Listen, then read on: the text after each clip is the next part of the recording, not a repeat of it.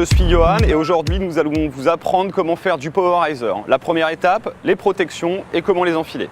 Dans tous les sports dits entre guillemets extrêmes, on utilise des protections de type roller et des protège-poignets. Un casque, des protège-genoux, des protège-coudes.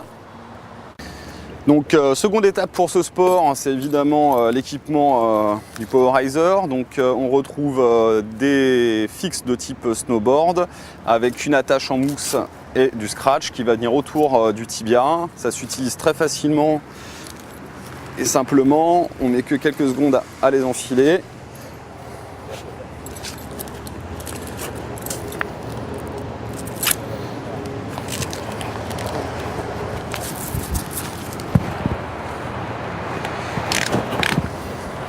Ça paraît un petit peu impressionnant comme ça, mais finalement c'est très facile d'utilisation. Et on passe à la deuxième.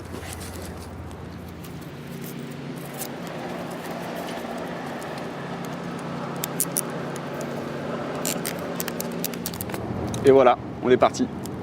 La troisième étape, c'est donc de se mettre debout tout simplement et on va utiliser nos petites mains pour donner une impulsion et c'est parti.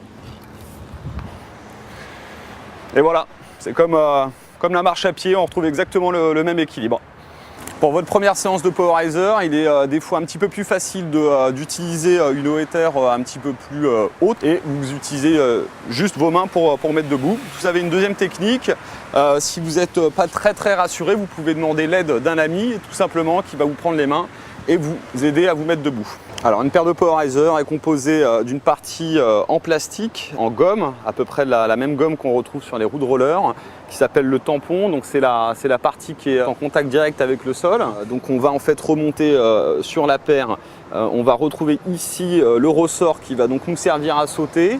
Ça s'appelle aussi une lame qui est donc fabriquée en fibre de verre mélangée à de la résine, donc qui peut supporter plusieurs tonnes sans casser. On retrouve tout ce qui est en aluminium, donc c'est ce qu'appelle la structure, donc c'est de l'alliage d'aluminium tout simplement, et quelques parties en plastique comme les straps, comme le plateau, également le maintien du genou qui est lui constitué de scratch et de textile.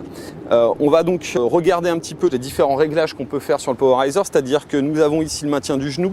Il faut qu'il soit en fait situé juste en dessous du genou pour qu'on puisse utiliser la mobilité sans se faire mal. Et donc on retrouve 4 vis BTR ici qu'on va tout simplement dévisser, et ce tube-ci ainsi que le deuxième sur le côté gauche va pouvoir aller de haut en bas et donc régler la hauteur en fonction de votre taille tout simplement. Sur les straps, c'est exactement la même chose.